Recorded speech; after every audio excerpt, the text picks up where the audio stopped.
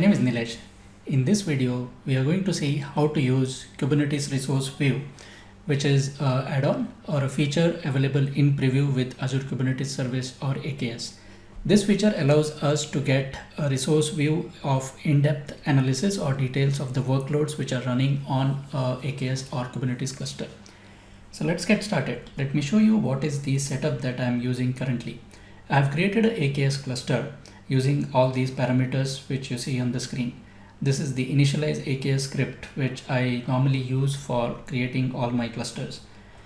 So you can see here that along with other parameters like the subscription name, what is the resource group name, resource group location, cluster name, it is also using the Kubernetes version. And in this case, I am creating a Kubernetes cluster with version 1.19, which is the latest version available as of this recording.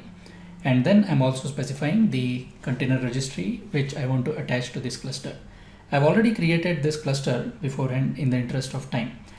If we were to use this cluster and deploy the application, and I want to see what resources or what workloads are running on that cluster, earlier I would use the open source version or the Kubernetes dashboard available as part of the add-on. So one of the steps I used to do before was to create a cluster role binding for this Kubernetes dashboard, as it was already available with the Azure Kubernetes Service or AKS. And I used to bind this cluster role to the kube system admin. Let me try to do the same thing with this latest version of the cluster.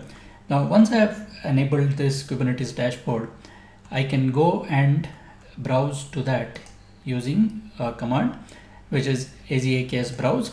I used to specify the resource group name and the cluster name, and that would bring up the Kubernetes dashboard for me, using which I could visualize the state of the cluster. Now, if I try to run the same command with this latest version, you can see that when I use this browse AKS, this is a PowerShell script which tries to encapsulate that browse AKS command. I get this error, and it tells me that starting with Kubernetes 1.19 version, AKS no longer supports the installation of the managed kube dashboard add-on, and it's suggesting us to use the alternate Kubernetes resource view, which is in the Azure portal. The other way to interact with this or to find out the resources or the workloads running on Kubernetes cluster is using the command line tool kubectl. I'm quite familiar with kubectl.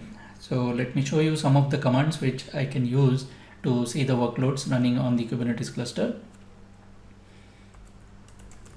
So let me just clear this out, and using kubectl, I already have the context set up. So if I go back to the previous script, in order to run the kubectl commands, I need to get the credentials to connect to the AKS cluster. So I've already done this as part of my initialize AKS PowerShell script. So you can see here that I run the AZAKS command to get the credentials using the resource group cluster name, and if these credentials exist, I am overwriting them when I create the cluster. So by means of this, I already have the kubectl set with the current context, and I can then fire commands like get all, for example, all the resources that are available or that are deployed onto this Kubernetes cluster. When I say all namespaces, there are different namespaces which are system defined or by default created by the Kubernetes itself, and then we can create our own namespaces. So we can see here that there is the default namespace. I have deployed the application which uses KEDA. So there is a namespace for KEDA, and there are system namespaces as well, named as kube-system. And then there are different objects which are created. So we have the services here. We can see all service hyphen the services which are deployed, and there is also the pods as well. So we can see all these resources which are available, or all these workloads which are running on this cluster. But this we need familiarity with the command line tools. Instead of this, we can use the kube dashboard or Kubernetes dashboard to visualize the workload. And as we saw in this earlier error which we got, the open source version or the Cube dashboard is no longer supported with 1.19, and we are requested to use the Azure portal the Kubernetes resource view. So let's go onto the portal and see how we can use this. So I'm logged into the Azure portal, and if I go into my cluster, so let me go into the resource group, and this is the cluster which I've created, AKS preview cluster. When I click on this, I get the overview and the details of the cluster, and you can see here that there is this special section related to the resources, Kubernetes resources, which are then further divided into namespaces, workloads, services and ingress, storage, and the configuration. So let's start with the namespaces one. All these are in preview at the moment.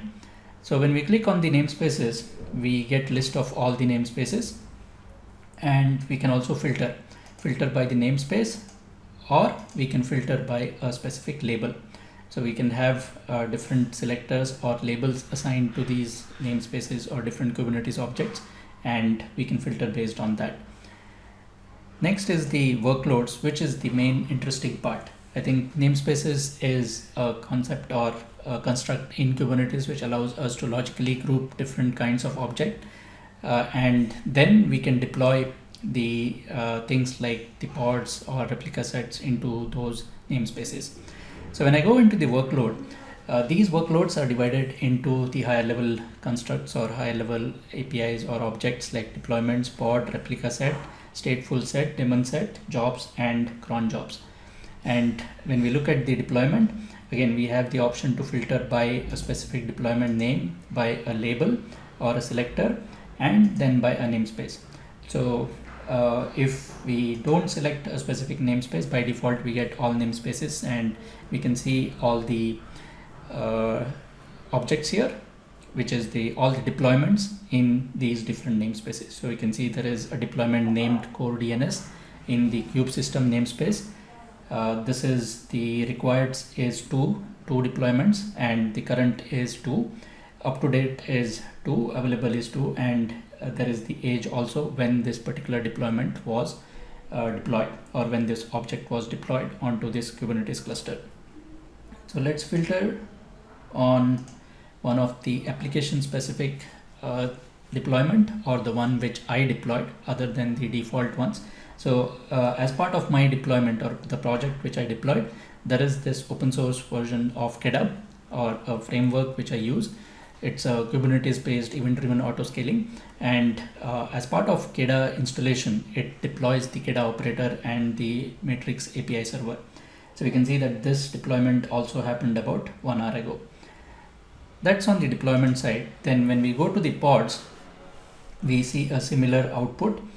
Again, to filter by the pod name, by a label, and we can also filter by the status.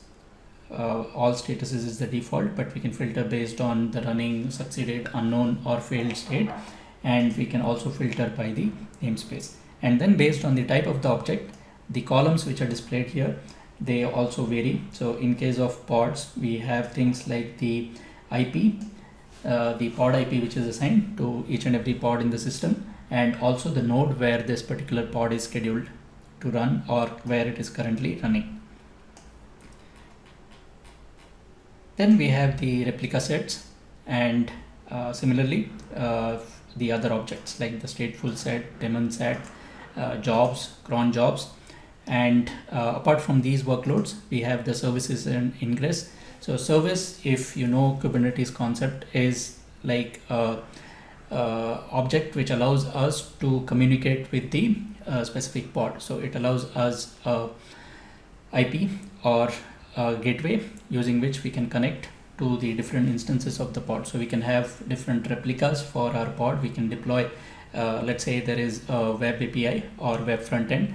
We can have 5 replicas of this pod, and then we can use a service to load balance between these pods. So there are different services which are deployed.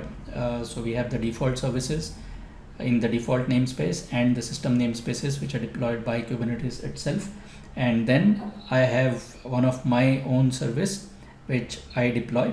So this is deployed in the default namespace, and this is named as RabbitMQ producer. So if I click on any of these objects, then I get to know the details of that. So if I go, for example, this particular service, this is named as RabbitMQ producer service. This is the service which I've deployed by using the YAML file definition or the object of my own project.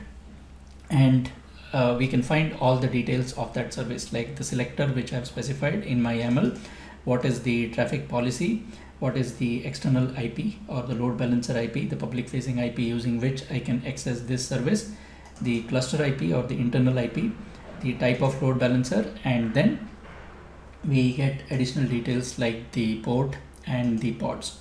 So this service is actually exposing these two pods or these two deployments behind the scenes. So it is load balancing between these two pods, and we see that link. We can also drill down into the specific pod. So apart from this overview, we also get the YAML view of that particular service in both YAML as well as JSON format, and we get all the details like how this service was deployed or what are the different attributes. This is similar to if we go on the command line and let's say I want to describe this service. So let me take the name of the service from the portal for simplicity. And if I go on the command line and I say kubectl describe SPC and I give the name of the service, I should be able to see the same details that I see on the portal. So we see the namespace, annotations, the selector, and whatever details we see here is what is available on this JSON. And then we can also see the events associated with that service. So based on the type of the object, what we see here on the left hand side would vary. Now in case of service, there are no events, but let me just go back to the objects which are available, and in the workloads we can see at the pod level the information would be slightly different, or the details that we see would be slightly different. So let me again pick the pod which is related to my application which I've deployed. So there is a producer, RabbitMQ producer, which is deployed, and we can see all the details of that pod here, like the pod IP, what is the start time, what is the status, what is the replica set using which this pod was created. Then we look at the YAML. So in the YAML section, we would get both YAML and the JSON view, and then the events. So for some reason, these events are not visible here. Let me see. Let me do one thing. Let me go and generate the workload. So in this application, it generates a certain number of messages, and based on those number of messages, there would be a consumer which is dynamically scheduled, because KIDA is the one which is doing auto scaling for me. So I have now populated RabbitMQ with 3000 messages, and if we look at the workloads here in our pods, we should see some pods created for our consumer. So let me just switch the view here.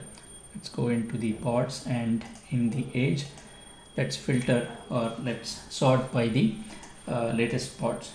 So this would take few seconds for the auto scheduler to kick in,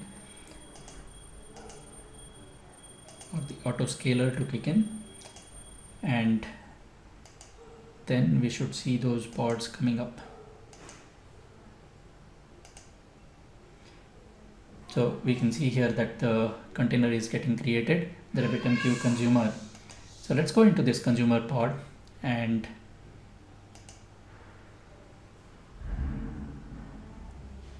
when we click on the events, we can see the events being populated here. So these are the different events which occur, like the container is getting scheduled or the pod is getting scheduled onto a particular node, then the image is getting pulled from the container registry and the container is created and it is started. And if we go into the overview, we can also see the status or the conditions. So there are different conditions based on which the Kubernetes API decides whether to continue running this pod or not. So there are things like initialized ready, container ready, and pod schedule. So we can find all these details looking at these conditions. So as I said, depending on the type of the object that we are seeing, the type of workload that is running, we would see different details related to that particular type of object in this preview or in this user interface. We also get to see what is the storage. So when we work with Kubernetes, if we want to externalize the storage, so let's say we are running SQL Server and we want to store the data external to the Kubernetes cluster, we can create a managed disk in Azure disk and then attach that disk as a persistent volume. So here in this case, we can see that for the RabbitMQ, there is a storage assigned or a persistent volume created as part of RabbitMQ cluster, and this is attached using a persistent volume claim to this cluster. So if there is any storage attached to this particular Kubernetes cluster, we can find details about that, and the kind of information which would be presented here would be different, because now we are looking at the storage and not the pod or the service or deployment. So let's go back, and the final object here is the configuration. So we can also find information about the config maps and secrets. So this is a mechanism by which Kubernetes allows us to handle the configuration settings at the cluster level or environment level and the secrets. Instead of hard coding the configurations or things like connection strings, we can put them into these objects provided by Kubernetes, like the config map or secret, and we can register these into the Kubernetes cluster. So if we have any of these in our cluster, again, we will get to see them in this user interface. So personally, I like this concept, or I find this useful, because we don't have to switch the context between the Kubernetes CLI and the portal. Anytime we deploy an application, we can come here, we can find all the details about that application, all the workloads which are running, and this is all integrated into the Kubernetes AKS cluster or the AKS UI. So good work. I've been personally using other things apart from the Kubernetes dashboard itself. So I'm a big fan of a tool called Octant, which gives similar information, or at this point of time slightly better information, but that requires a separate installation. We need to install Octant, and then we can use Octant to visualize the state of the cluster. So if you want to know more about that, you can go to my YouTube channel, and I've done multiple videos where I've talked about how to deploy workloads onto a Kubernetes cluster, how can we use Octant to visualize the state of the cluster, and I've compared in the previous video the features of Octant to the Kubernetes dashboard. But now with the latest version of the Kubernetes or AKS, like if we are using 1.18 version or higher for the Kubernetes AKS cluster, the default dashboard, Kubernetes dashboard add-on, will be disabled by default, and we can enable it, but then the better solution is to use this integrated solution.